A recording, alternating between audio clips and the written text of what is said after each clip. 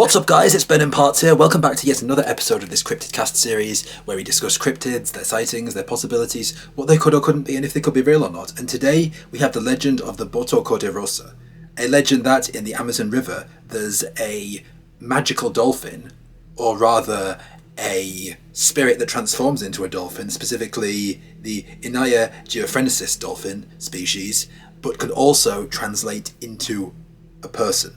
That is, this spirit often takes the form of a dolphin, but it also takes the form of a person, and it uses it for very heartbreaking, disgusting actions, re women.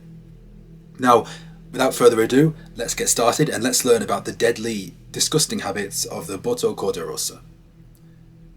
The legend has it that in the early hours of full moon nights, when parties are going on, people are having fun, there are young couples out, and there are people just having a good time, a pink dolphin will come out of the river and transform itself into a beautiful young man who wears white clothes and a hat.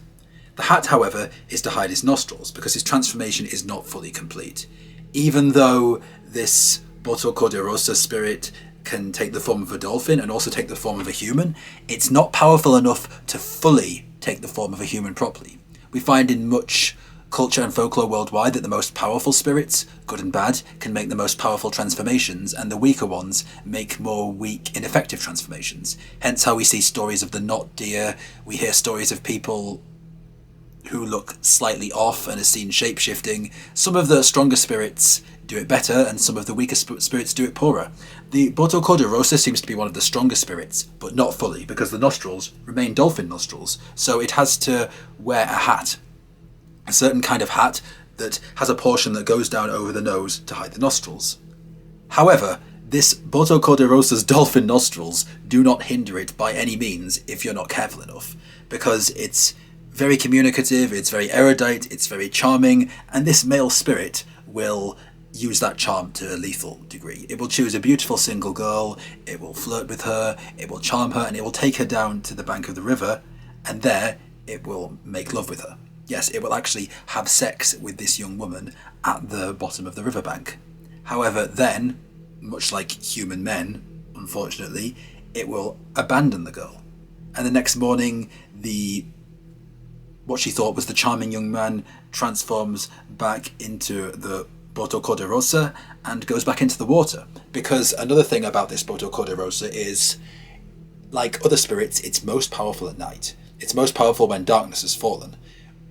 Daytime tends to be human time, darkness tends to be spirit time, and it loses its power and its potency during the day. So it has to transform and go back into the river after it's had its fun during the night. So this is a very nihilistic spirit, and what struck me was just how much it behaves like some of those disgusting playboy men.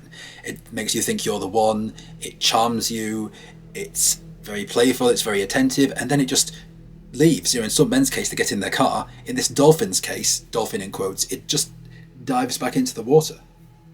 Some legends say that the Boto is the guardian of the Amazonian manatee, that if anyone harms the manatee, does any wrong to the manatee, or offends the manatee in any way, they will incur the wrath of the Boto de la Rosa onto them. However, it seems like this spirit is overwhelmingly a negative one. Yes, it may do some good for the manatee, and yes, it may care about the natural environment it's in. Even selfish, narcissistic people often care about things, but it doesn't change the fact that it treats young human women in a rather shameful way.